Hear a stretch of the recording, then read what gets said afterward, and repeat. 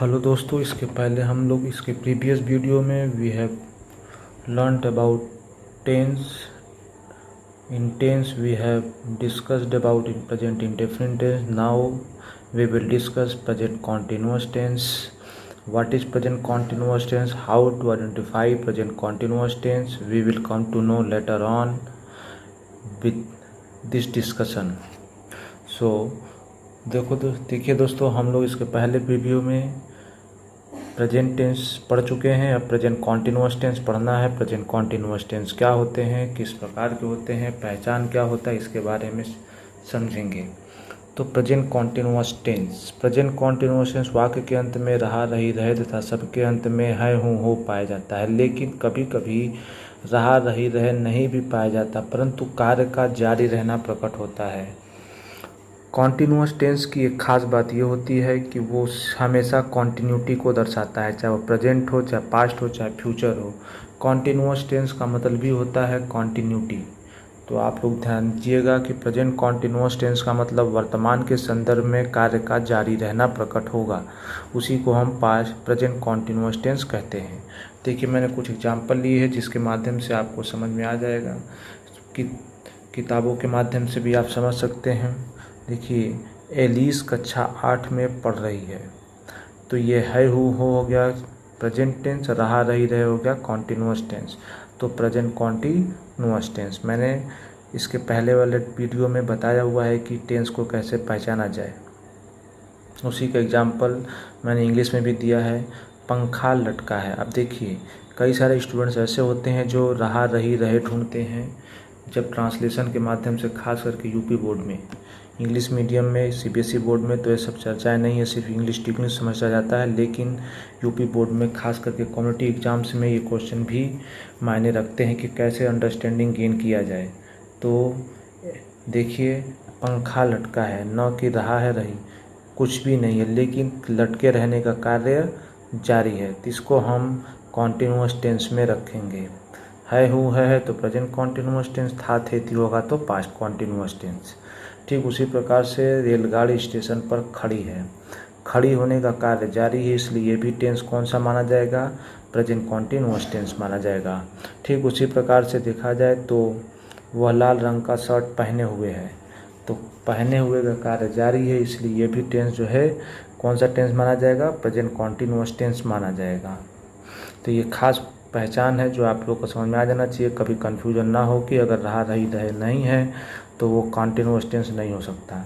आपको ये पहचानना है प्रेजेंट कॉन्टिन्यूअस टेंस की कि उसमें जो है कार्य का जारी रहना हमेशा प्रकट होगा. फार्मूला को हम समझ लें कि फार्मूला क्या होता है. तो हमने आपको प्रोनाउन में पढ़ा दिया है कि प्रोनाउन में जो है फर्स्ट पर्सन क्या होते हैं, सेकंड पर्सन क्या होते हैं, एंड थर्ड पर्सन क्या होते हैं, सिंगुलर नंबर क्या होते हैं, प्लूरल नंबर क्या होते हैं. आप लोग इसके पहले वाले वीडियो में सारा पढ़ के समझ लीजिए. अब ज़रा देखिए क्या है. एलिज इज स्टडिंग इन क्लास 8. एलिज, तो एलिज के माध्यम से देखिए, एक एलिज जो है किस क्लास में पढ़ रही है, क्लास 8 में पढ़ रही है. तो ये हमारा सब्जेक्ट हो गया, ये हेल्पिंग वर्ब, ये मेन वर्ब. इन क्लास 8 जो है जो रिमेनिंग मैटर आएगा जो मैंने पढ़ाया हुआ है इसके पहले. तो ये देख लीजिए कि सब्जेक्ट जब हमारा सिंगुलर नंबर हो तो इज का प्रयोग होगा. देखिए, मैंने फार्मूला भी बताया है, subject plus is am are. ये या तो इज होगा, या तो एम होगा, या तो आर होगा. तो मैंने इसके नीचे लिख दिया है कि अगर सिंगुलर सब्जेक्ट होगा, अगर ये सब्जेक्ट सिंगुलर होगा तो इज लगेगा, आई के साथ हमेशा एम लगेगा, और आर जब कब लगेगा, जब सब्जेक्ट हमारा प्लूरल हो. तो ध्यान दीजिएगा, ये जो मैंने अंडरलाइन किया है इसका मतलब कि ये आर कब लगेगा, जब प्लूरल सब्जेक्ट होगा तब लगेगा. वरना इसको मैं अलग अलग ट्रांसलेशन के माध्यम से समझाऊंगा तो अलग अलग टाइम लगेगा, इसलिए मैंने शॉर्टकट तरीके से समझा दिया है. अब देख लीजिए, एलिज इज, तो हमारा सब्जेक्ट जो है सिंगुलर है, इसलिए क्या लगेगा, इज लगेगा. अगर फैन क्या है, सिंगुलर, इसलिए इज लगा है. द ट्रेन क्या है, सिंगुलर, इसलिए इज लगा है. लेकिन ही इज़ वेयरिंग, ये भी सब्जेक्ट जो है सिंगुलर, इसलिए इज लगा है. इसलिए सब कुछ इज लगा है. मैंने एग्जाम्पल दिया है जिसमें एम का भी और आर का भी प्रयोग मिल सकता है. अगर मैं यहीं पे कह दूँ आई, तो आई एम स्टडिंग ही हो सकता है. तो इसी को हम अगर दूसरा एग्जाम्पल दे दें तो आई के साथ क्या लग जाएगा, एम लग जाएगा। तो I am studying in class 8 ये लग जाएगा। फ़ैन की जगह कुछ और भी लग सकते हैं। अच्छा ठीक, देखिए नोट नंबर 1। नोट नंबर 1 में क्या है आपको ये समझना है। नोट नंबर 1 क्या कहता है कि अगर वाक्य निगेटिव हो तो नॉट का प्रयोग हेल्पिंग वर्ब और मेन वर्ब के बीच में प्रयोग होता है। ये बात ध्यान रखिएगा, हमेशा किसी भी टेंस में, चाहे वो प्रेजेंट हो, चाहे पास्ट हो, चाहे फ्यूचर है, वो इंडेफिनिट हो, कॉन्टिन्यूअस हो, परफेक्ट हो या परफेक्ट कॉन्टिन्यूअस टेंस हो, सारे टेंसों में नॉट का प्रयोग हेल्पिंग वर्ब और मेन वर्ब के बीच में होता है। तो ये हमेशा याद रखिए। देखिए एग्जाम्पल मैंने दिखा, वे लोग स्कूल नहीं जा रहे हैं। वे लोग स्कूल नहीं जा रहे हैं। ए आर होगा।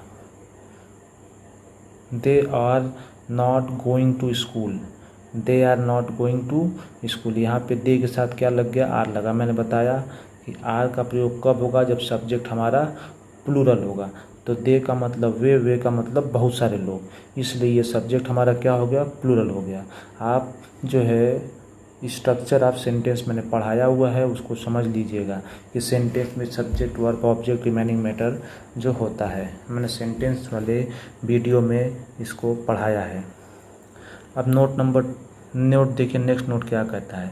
नोट नंबर 2, अगर वाक्य प्रश्नवाचक हो तो इंट्रोगेटिव वर्ड और हेल्पिंग वर्ब मतलब is, am, are, was, were, do, does, did, ये सब जो है सब्जेक्ट के पहले प्रयोग होगा। तो ये जो है हमेशा किसी भी टेंस में हेल्पिंग वर्ब जो है सब्जेक्ट से पहले कब होता है, जब वाक्य हमारा इंट्रोगेटिव सेंटेंस होता है। तो देखिए एग्जाम्पल देखिए, क्या तुम स्कूल जा रहे हो। Are you going to school, ये हमारा क्या हो गया, आर जो है सब्जेक्ट से पहले हो गया, तो are you going to school. Next देखिए, वे लोग क्या पढ़ रहे हैं। अब यहाँ पे हमने बताया कि पहले इंट्रोगेटिव वर्ड होगा, उसके बाद में हेल्पिंग वर्ब होगा। देखिए पहले इंट्रोगेटिव वर्ड, फिर आर, फिर they reading, what are they reading, ये हमारा हो गया इंट्रोगेटिव वर्ड। अब हम लोग पढ़ेंगे प्रेजेंट परफेक्ट टेंस। तो प्रेजेंट परफेक्ट टेंस के बारे में समझ लीजिए कि प्रेजेंट परफेक्ट टेंस क्या होता है। तो प्रेजेंट परफेक्ट टेंस, इस टेंस में किसी भी कार्य का वर्तमान काल में पूरा हो जाना प्रकट होता है। इसके वाक्य के अंत में चुका, चुकी, चुके, गया, गई, गए, पाया, पाई, पाई आदि, लाया, हूँ, हाँ पाया जाता है। देखिए एग्जाम्पल देखिए, एलिना विश्वविद्यालय चली गई है। अब इसका एग्जाम्पल, वे लोग कक्षा से बाहर निकल गए हैं। गया, गई, गए और है, हु, है पाया जाता है। फार्मूला देख लीजिए, फार्मूला क्या होता है। तो फार्मूले में सब्जेक्ट होता है, हैज़, हैव होता है, वर्ब का third form, object plus remaining matter. तो ये ध्यान दीजिएगा कि किसी भी परफेक्ट टेंस में हमेशा वर्ब का थर्ड फॉर्म होता है। कोई हो, चाहे प्रेजेंट हो, चाहे पास्ट हो, चाहे फ्यूचर हो, किसी भी टेंस में, किसी भी परफेक्ट टेंस में वर्ब का थर्ड फॉर्म होता है और सब्जेक्ट। तो ध्यान दीजिए कि सिंगुलर सब्जेक्ट के साथ, ये मैंने सिंगुलर लिखा है तो सिंगुलर सब्जेक्ट के साथ हैज़ लगेगा और प्लूरल सब्जेक्ट के साथ हैव लगेगा। एग्जाम्पल देख लीजिए, एलिना एक सिंगुलर सब्जेक्ट है इसलिए हैज़ लग गया है। तो Selina has gone to school, went verb का थर्ड फॉर्म है क्योंकि गो, वेंट, गॉन होता है, तो ये गॉन जो है थर्ड फॉर्म है, टू यूनिवर्सिटी। नेक्स्ट देखिए example, they have gone out of class, वे लोग कक्षा से बाहर गए हैं। तो दे हैव गॉन, ये सब्जेक्ट हमारा प्लूरल है इसलिए हैव लगा है। तो मैंने लिखा हुआ है कि हैव का प्रयोग कब होगा, जब सब्जेक्ट हमारा प्लूरल होगा। तो ये देख, रूल्स ऑफ मेकिंग मैंने बहुत शॉर्टकट टर्म में समझाया है कि फर्स्ट पर्सन क्या हुआ, ये भी मैंने बता दिया कि फर्स्ट पर्सन हमेशा स्पीकर होता है। ध्यान दीजिएगा, फर्स्ट पर्सन स्पीकर होता है, सेकेंड पर्सन लिसनर होता है और थर्ड पर्सन जो होता है जिसके बारे में बात हो रही है वो होता है। जैसे मैं कहूँ, मैं आप लोगों को पढ़ा रहा हूँ, तो मैं यहाँ पे फर्स्ट पर्सन, आप लोग सेकेंड पर्सन और जो ग्रामर पढ़ा रहा हूँ वो थर्ड पर्सन हो जाएगा। तो ये समझ लीजिए। उसी प्रकार से फर्स्ट पर्सन के साथ जो है formula, first person and I, you, they, second person you तथा प्लूरल नंबर के साथ हैव का प्रयोग होगा।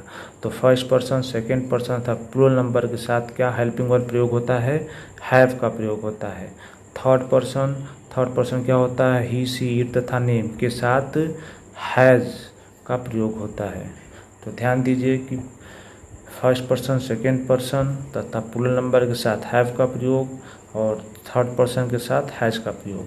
आप चाहे तो इसको ऐसे भी याद कर सकते हैं, आई, वी, यू, दे के साथ हैव और ही सी इट तथा नेम के साथ हैज़ का प्रयोग होता है। आप लोग चाहे तो ऐसे भी याद कर सकते हैं। एग्जाम्पल देख लीजिए।